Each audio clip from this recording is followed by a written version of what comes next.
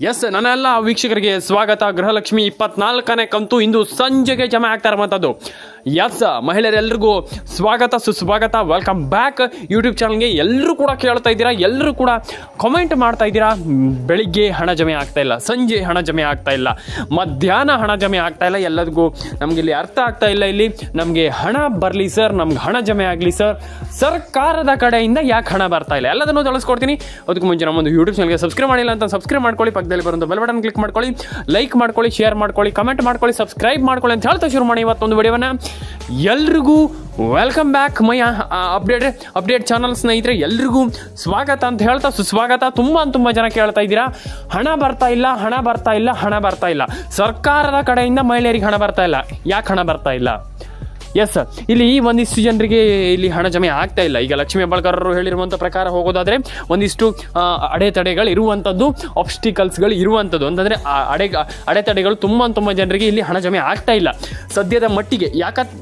ಯಾಕಪ್ಪ ಅಂತಂದರೆ ಅದ್ರ ಬಗ್ಗೆ ಇಲ್ಲಿ ತುಂಬ ಜನರಿಗೆ ನನಗೆ ತಿಳಿಸ್ಕೊಡ್ಲಿಕ್ಕೆ ಈ ಒಂದು ವಿಡಿಯೋವನ್ನು ಮಾಡ್ತಾ ಇರುವಂಥದ್ದು. ಹೌದು, ಈಗ ಏನಿಲ್ಲ ಅಂತಂದ್ರೆ ಒಂದು 5 ರಿಂದ 6 ನಿಮಿಷ 7 ನಿಮಿಷ ವಿಡಿಯೋವನ್ನ ಕೊನೆವರೆಗೂ ನೋಡಿ. ಎಲ್ರಿಗೂ ಕೂಡ ನಮಗೆ ಒಂದಿಷ್ಟು ಮಾಹಿತಿ ಅಂತ ತಿಳಿಸ್ಕೊಡ್ತೀನಿ. ಶುರು ಮಾಡಿ ಇವತ್ತೊಂದು ವಿಡಿಯೋನ. ಸಬ್ಸ್ಕ್ರೈಬ್ ಮಾಡಿಲ್ಲ ಸಬ್ಸ್ಕ್ರೈಬ್ ಮಾಡ್ಕೊಳ್ಳಿ, ಲೈಕ್ ಮಾಡ್ಕೊಳ್ಳಿ, ಶೇರ್ ಮಾಡ್ಕೊಳ್ಳಿ, ಕಮೆಂಟ್ ಮಾಡ್ಕೊಳ್ಳಿ ಅಂತ ಹೇಳ್ತಾ ಬೆಲ್ ಬಟನ್ ಕ್ಲಿಕ್ ಮಾಡಿ ಸ್ನೇಹಿತರೆ. Breaking news. ದಯವಿಟ್ಟು ನಮ್ಮ ಯೂಟ್ಯೂಬ್ ಚಾನಲ್ಗೆ ಸಬ್ಸ್ಕ್ರೈಬ್ ಮಾಡಿ. ಒಂದಿಷ್ಟು ಜನ ಕೇಳ್ತಾ ಇದ್ದೀರಾ, ಹಣ ಬರ್ತಾ ಇಲ್ಲ, ಮಹಿಳೆಯರಿಗೆ ಹಣ ಬರ್ತಾ ಇಲ್ಲ. ಯಾಕೆ ಹಣ ಬರ್ತಾ ಇಲ್ಲ? ಒಂದಿಷ್ಟು ಜನರಿಗೆ ಅರ್ಥ ಆಗ್ತಾ ಇಲ್ಲ. ಇಲ್ಲಿ ಸರ್ಕಾರ ಹಣ ಹಾಕಿದೆಯಾ, ಹಣ ಹಾಕಿಲ್ವಾ? ಮಹಿಳೆಯರಿಗೆ ಹಣ ಹಾಕ್ತಾ ಇದೆಯಾ ಸರ್ಕಾರ, ಹಾಕ್ತಾ ಇಲ್ವಾ? ಅಥವಾ ಸರ್ಕಾರದಿಂದ ಯಾಕೆ ಹಣ ಬರ್ತಾ ಇಲ್ಲ? ಯಾರಿಗೆಲ್ಲ ಹಣ ಬರ್ತಾ ಇಲ್ಲ? ಯಾವ ಕಾರಣಕ್ಕೆ ಹಣ ಬರ್ತಾ ಇಲ್ಲ? ಇಲ್ಲಿ ಒಂದಿಷ್ಟು ಕಾರಣಗಳಲ್ಲಿ ತುಂಬ ಜನರಿಗೆ ಗೊತ್ತಾಗ್ತಾ ಇಲ್ಲ. ಮತ್ತು ಕೆಲವರಿಗೆ ಇಲ್ಲಿ ಹಣನೇ ಜಮೆ ಆಗ್ತಾ ಇಲ್ಲ. ಮತ್ತು ಕೆಲವರಿಗೆ ಇಲ್ಲಿ ಸರ್ಕಾರದ ಕಡೆಯಿಂದ ನಯಾ ಪೈಸೆ ಕೂಡ ಹಣ ಬಂದಿಲ್ಲ. ಯಾಕೆ ಹಣ ಬರ್ತಾ ಇಲ್ಲ? ಇಲ್ಲಿ ಸರ್ಕಾರದ ಕಡೆಯಿಂದ ಹಣ ಬರದೇ ಇರೋದಕ್ಕೆ ಕಾರಣ ಏನು? ಇಲ್ಲಿ ತುಂಬ ಜನರಿಗೆ ಇದೊಂದು ಅರ್ಥ ಆಗ್ತಾ ಇಲ್ಲ. ಈಗ ಸರ್ಕಾರದಿಂದ ಹಣ ಬರದೇ ಇರೋದಕ್ಕೆ ಕಾರಣ ಏನು? ಈಗ ನಮಗೆ ಇಲ್ಲಿ ತುಂಬ ಜನರಿಗೆ ಗೊತ್ತಿದೆ. ಇಲ್ಲಿ ದಯವಿಟ್ಟು ನಮ್ಮೊಂದು ಯೂಟ್ಯೂಬ್ ಚಾನಲ್ ಸಬ್ಸ್ಕ್ರೈಬ್ ಮಾಡ್ಕೊಳ್ಳಿ. ಫಸ್ಟ್ ಆಫ್ ಆಲ್ ಇಲ್ಲಿ ತುಂಬ ಜನರಿಗೆ ಗೊತ್ತಿದೆ, ration card, Aadhaar card, PAN card update ಇಲ್ಲಿ ತುಂಬ ಜನರಿಗೆ ಇಲ್ಲಿ ಹಣ ಜಮೆ ಆಗ್ತಾ ಇಲ್ಲ. ಈಗ ರೇಷನ್ ಕಾರ್ಡ್ ಅಪ್ಡೇಟ್ ಮಾಡಿಲ್ಲ, ಪಾನ್ ಕಾರ್ಡ್ ಅಪ್ಡೇಟ್ ಮಾಡಿಲ್ಲ, ಆಧಾರ್ ಕಾರ್ಡ್ ಅಪ್ಡೇಟ್ ಮಾಡಿಲ್ಲ. ಇಲ್ಲಿ ಒಂದಿಷ್ಟು ಪ್ರಾಬ್ಲಮ್ ಆಗ್ತಾ ಇರುವಂಥ ಸದ್ಯದ ಮಟ್ಟಿಗೆ. ಇಲ್ಲಿ ಅದನ್ನು ಮಾಡಿಲ್ಲ ಅಂತಂದರೆ ಇಲ್ಲಿ ಪ್ರಾಬ್ಲಮ್ ಆಗ್ತಾ ಇರುವಂಥದ್ದು. ಈಗ ಲಕ್ಷ್ಮೀ ಹೆಬ್ಬಾಳ್ಕರ್ ಅವರು ಮತ್ತು ಸಿದ್ದರಾಮಯ್ಯನವರು ಹೇಳಿರುವಂಥ ಪ್ರಕಾರ ಇಲ್ಲಿ ನೋಡ್ತಾ ಹೋಗೋದಾದರೆ ಇಲ್ಲಿ ಒಂದಿಷ್ಟು ಜನರಿಗೆ ಹಣ ಬರ್ತಾ ಇಲ್ಲ ಸದ್ಯದ ಮಟ್ಟಿಗೆ. ಹಣ ಬರದೇ ಇರೋದಕ್ಕೆ ಕಾರಣ ಏನು? ಇಲ್ಲಿ ನೋಡ್ತಾ ಹೋಗೋದಾದರೆ ಒಂದಿಷ್ಟು ಇಲ್ಲಿ ಆಲ್ಮೋಸ್ಟ್ ತುಂಬ ಜನ ತಿಳಿಸ್ಕೊಟ್ಟಿದ್ದಾರೆ ನನಗೆ. ಆದರೆ ಅದಕ್ಕೆ ಇಲ್ಲಿ ನಾವು ಈಗ ಕಂಪ್ಲೀಟಾಗಿ ನೋಡ್ತಾ ಹೋಗೋದಾದರೆ ಇಲ್ಲಿ ಮೇಯ್ನಾಗಿ ಸರ್ಕಾರದಿಂದ ಹಣ ಜಮೆ ಆಗದೆ ಇರೋದಕ್ಕೆ ಕಾರಣ ಏನಪ್ಪ ಅಂತಂದರೆ ಇಲ್ಲಿ ಸರ್ಕಾರನೇ ಅಂತಲೇ ಹೇಳ್ಬೋದು. ಯಾಕಪ್ಪ ಅಂತಂದರೆ ಇಲ್ಲಿ ಸರ್ಕಾರನೇ ಹಣ ಇಲ್ಲಿ ತುಂಬ ಜನರಿಗೆ ಜಮೆ ಮಾಡ್ತಾ ಇಲ್ಲ ಅಂತ ನಾನು ಹೇಳ್ಬೋದು. ಸ್ನೇಹಿತರಲ್ಲಿ ಫಸ್ಟ್ ಆಫ್ ಆಲ್ ಮತ್ತೊಂದು ವಿಚಾರ ಏನಪ್ಪ ಅಂತಂದರೆ ರೇಷನ್ ಕಾರ್ಡ್ ಅಪ್ಡೇಟನ್ನು ಇಲ್ಲಿ ಎಲ್ಲರೂ ಕೂಡ ಕಂಪ್ಲೀಟಾಗಿ ಮಾಡ್ಕೊಳ್ಳಿ. ನಾನು ಅಶೋಕ್ ಅಪ್ಡೇಟ್ಸ್ ಕನ್ನಡ ಯೂಟ್ಯೂಬ್ ಚಾನಲಲ್ಲಿ ತುಂಬ ಬಾರಿ ತಿಳಿಸ್ಕೊಟ್ಟಿದ್ದೀನಿ. ಈಗ ತುಂಬ ಜನರಿಗೆ ತಿಳಿಸ್ಕೊಡ್ತಾನು ಇದ್ದೀನಿ. ನಾನು ಇಲ್ಲಿ ಖಂಡಿತವಾಗ್ಲೂ ಎಲ್ರಿಗೂ ನಾನು ನಿಮಗೆ ತಿಳಿಸ್ಕೊಡ್ತಾನು ಇರ್ತೀನಿ. ಯಾಕಪ್ಪ ಅಂತ ತುಂಬ ಜನರಿಗೆ ಗೊತ್ತಿದೆ ಈಗ ಸದ್ಯದ ಮಟ್ಟಿಗೆ ಇಲ್ಲಿ ಹಣ ಜಮೆ ಆಗ್ತಾ ಇಲ್ಲ. ಈಗ ಎಲ್ರಿಗೂ ಗೊತ್ತಿದೆ, ತುಂಬ ಜನರಿಗೆ ಹಣ ಜಮೆ ಆಗ್ತಾ ಇಲ್ಲ. ಹಣ ಬರದೇ ಇರೋದಕ್ಕೆ ಕಾರಣ ಏನಪ್ಪ ಅಂತಂದ್ರೆ ಇಲ್ಲಿ ರೇಷನ್ ಕಾರ್ಡ್ ಅಪ್ಡೇಟ್ ಆಗಿಲ್ಲ, ಒಂದಿಷ್ಟು ಪ್ರಾಬ್ಲಮ್ ಆಗ್ತಾ ಇರುವಂಥದ್ದು ಸದ್ಯದ ಮಟ್ಟಿಗೆ. ಇಲ್ಲಿ ಯಾಕೆ ಆಗಲ್ಲ ಅಂತ ಕೇಳುವಂಥದ್ದು, ಎಲ್ಲರ ಅಕೌಂಟಿಗೆ ಹಣ ಜಮೆ ಆಗಬೇಕು. ಯಾಕಪ್ಪ ಅಂತಂದರೆ ರೇಷನ್ ಕಾರ್ಡ್ ಅಪ್ಡೇಟಿಂದ ಸದ್ಯದ ಮಟ್ಟಿಗೆ ಎಷ್ಟು ತುಂಬ ಇಂಪ್ಯಾಕ್ಟ್ಗಳಿದೆ. ಕೆಲವರಿಗೆ ರೇಷನ್ ಕಾರ್ಡ್ ಅಪ್ಡೇಟ್ ಜಮೆ ಆಗ್ತಾ ಇಲ್ಲ.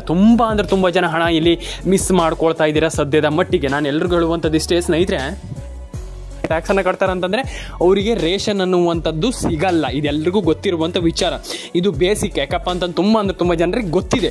ಇದೀಗ ನಾನು ಹೇಳುವಂಥ ಅವಶ್ಯಕತೆ ಇಲ್ಲ. ಯಾಕಪ್ಪ ಅಂತಂದರೆ ಈಗ ತುಂಬ ಜನರಿಗೆ ಗೊತ್ತಿದೆ. ಸರ್ಕಾರಕ್ಕೆ ಈಗ ಟ್ಯಾಕ್ಸನ್ನು ಕಟ್ತೀರ ಇವ್ರು ಅಂತಲ್ಲ, ಈಗ ಯಾರೇ ಆಗಲಿ ನೀವಾದರೂ ಅಷ್ಟೇ. ಈಗ ಸರ್ಕಾರಕ್ಕೆ ಟ್ಯಾಕ್ಸನ್ನು ನೀವು ಕಟ್ತೀರಾ, ನಿಮಗೆ ಸರ್ಕಾರಕ್ಕೆ ಟ್ಯಾಕ್ಸ್ ಕಟ್ಟುವಂಥ ಕೆಪಾಬಿಲಿಟಿ ನಿಮಗಿದೆ. ನೀವು ಹಣವನ್ನು ಈಗ ತುಂಬ ಅರ್ನವನ್ನು ಮಾಡ್ತೀರಾ ಅಂತಂದು ಸಂಪಾದನೆಯನ್ನು ಮಾಡ್ತೀರಾ, ನೀವು ಹಣವನ್ನು ಸಿಕ್ಕಾಪಟ್ಟೆ ಹಣವನ್ನು ಸಂಪಾದನೆ ಮಾಡ್ತೀರಾ ಅನ್ನುವಂಥ ರೀತಿಯಲ್ಲಿದ್ದರೆ ಖಂಡಿತವಾಗ್ಲೂ ನೀವು ಕೂಡ ಸರ್ಕಾರಕ್ಕೆ ಟ್ಯಾಕ್ಸನ್ನು ಕಟ್ತೀರಾ ಅನ್ನುವಂಥ ರೀತಿಯಲ್ಲಿದ್ದರೆ, ನೀವು ಸರ್ಕಾರಕ್ಕೆ ಟ್ಯಾಕ್ಸ್ ಕಟ್ತೀರಾ ಅಂತಂದರೆ ನಿಮಗೆ ಸರ್ಕಾರ ರೇಷನನ್ನು ಕೊಡೋದಿಲ್ಲ. ಇನ್ಮೇಲೆ ಖಂಡಿತವಾಗ್ಲೂ ಕೊಡೋಲ್ಲ. ಮುಂಚೆನೂ ಕೊಡ್ತಾ ಇರಲಿಲ್ಲ, ಆದರೆ ಗೊತ್ತಿರಲಿಲ್ಲ. ಜನಗಣತಿ ಮಾಡಿ ಆದಮೇಲೆ ಈಗ ಖಂಡಿತವಾಗ್ಲೂ ಸರ್ಕಾರಕ್ಕೆ ಎಲ್ಲದೂ ಕೂಡ ಗೊತ್ತಾಗಿದೆ. ಯಾರ್ಯಾರಿಗೆ ಈಗ ನಾವು ರೇಷನನ್ನು ಕೊಡಬೇಕು, ಯಾರ್ಯಾರು ಬಡವರಿದ್ದಾರೆ, ಯಾರ್ಯಾರು ಕಷ್ಟದಲ್ಲಿದ್ದಾರೆ ಅಂತ ಎಲ್ರಿಗೂ ಗೊತ್ತಾಗಿದೆ. ಅಂದರೆ ಸರ್ವೆಯ ಮೂಲಕ ಸರ್ಕಾರಕ್ಕೆ ತಿಳಿದಿರುವಂಥದ್ದು. ಈಗ ಸದ್ಯದ ಮಟ್ಟಿಗೆ ಈಗ ಸರ್ಕಾರ ಇದನ್ನು ಮಾಡ್ತಾ ಇರುವಂಥದ್ದು ಏನಪ್ಪ ಅಂತಂದರೆ, ಈಗ ಮಹಿಳೆಯರಿಗೆ ಹಣವನ್ನು ಈಗ ಹಾಕ್ತಾ ಇರುವಂಥದ್ದು ಸದ್ಯದ ಮಟ್ಟಿಗೆ. ಆ್ಯಂಡ್ ಈಗ ಯಾರೆಲ್ಲ ಸರ್ಕಾರಕ್ಕೆ ಟ್ಯಾಕ್ಸ್ ಕಟ್ತಾರೆ ಇದೆಲ್ಲರಿಗೂ ಗೊತ್ತಿದೆ. ಈಗ ಜನಗಣತಿಯನ್ನು ಈಗ ಸರ್ಕಾರ ಮಾಡ್ತಾ ಇರುವಂಥದ್ದು ಎಲ್ರಿಗೂ ಇದು ಈಗ ಆಲ್ಮೋಸ್ಟ್ ಎಲ್ರಿಗೂ ಗೊತ್ತಿರುವಂಥ ವಿಚಾರ. ಈಗ ಎಲ್ರಿಗೂ ಹಣ ಜಮೆ ಆಗುತ್ತೆ. ಈಗ ಈ ಗೃಹಲಕ್ಷ್ಮಿ ಯೋಜನೆಯಲ್ಲಿ ಏನೂ ಕೂಡ ಪ್ರಾಬ್ಲಮ್ ಆಗಲ್ಲ ನನ್ನ ಅನಿಸಿಕೆ ಪ್ರಕಾರ. ಯಾಕಪ್ಪ ಅಂತಂದರೆ ಸರ್ಕಾರದ ಕಡೆಯಿಂದ ಎಲ್ರಿಗೂ ಹಣ ಜಮೆ ಆಗಿದೆ ಆ್ಯಂಡ್ ಹಣ ಜಮೆ ಆಗತ್ತೆ. ಯಾಕಪ್ಪ ಅಂತಂದರೆ ಮಹಿಳೆಯರಿಗೆ ಹಣ ಜಮೆ ಆಗಿಲ್ಲ ಅಂತಂದರೆ ಇಲ್ಲಿ ದೊಡ್ಡ ಹೊಡೆತವನ್ನು ಬೀಳುತ್ತೆ ಸರ್ಕಾರಕ್ಕೆ. ಈಗ ಏನು ಮಹಿಳೆಯರು ಸಿಟ್ಟು ಮಾಡ್ಕೊಳ್ತಾರೆ ಅಂತಂದರೆ ಅವರಿಗೆ ಕಷ್ಟ ಆಗುತ್ತೆ.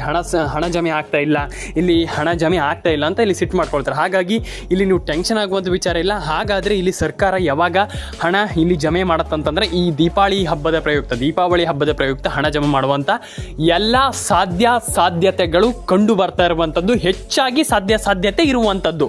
ನಾನು ಎಲ್ರಿಗೂ ಹೇಳ್ತೀನಲ್ಲ, ಸರ್ಕಾರ ಒಂದು ಬಹು ದೊಡ್ಡ ನಿರ್ಧಾರವನ್ನು ತೆಗೆದುಕೊಂಡಿರುವಂಥದ್ದು. ಭರ್ಜರಿ ಗುಡ್ ನ್ಯೂಸನ್ನು ಇಲ್ಲಿ ಸರ್ಕಾರ ಇಲ್ಲಿ ಕೊಡ್ತಾ ಇರುವಂಥದ್ದು. ಅದು ನಮ್ಮ ಗೃಹಲಕ್ಷ್ಮಿ ಮಹಿಳೆಯರಿಗಂತಲೇ ಹೇಳಬಹುದು. ಆ್ಯಂಡ್ ಎಲ್ಲದಕ್ಕೂ ನಾನು ಕೇಳುವಂಥದ್ದು ಇಷ್ಟೇ, ಎಲ್ಲದಕ್ಕೂ ಒಳ್ಳೆಯದಾಗಲಿ, ಎಲ್ರಿಗೂ ಒಳ್ಳೆಯದಾಗಲಿ. ಗೃಹಲಕ್ಷ್ಮಿ ಯೋಜನೆ ಹಣನೂ ಕೂಡ ಬರಲಿ, ನಿಮ್ಮೆಲ್ಲರ ಅಕೌಂಟಿಗೆ ಹಣನೂ ಕೂಡ ಬರಲಿ, ಎಲ್ರಿಗೂ ಗೃಹಲಕ್ಷ್ಮಿ ಯೋಜನೆ ಹಣ ಜಮೆ ಆಗಲಿ. ಆ್ಯಂಡ್ ನಿಮಗೆ ಇಲ್ಲಿ ಸತತವಾಗಿ 6,000 ರೂಪಾಯಿ ಹಣ ಜಮೆ ಆಗುವಂಥ ಎಲ್ಲ ಸಾಧ್ಯತೆಗಳು ಇರುವಂಥದ್ದು.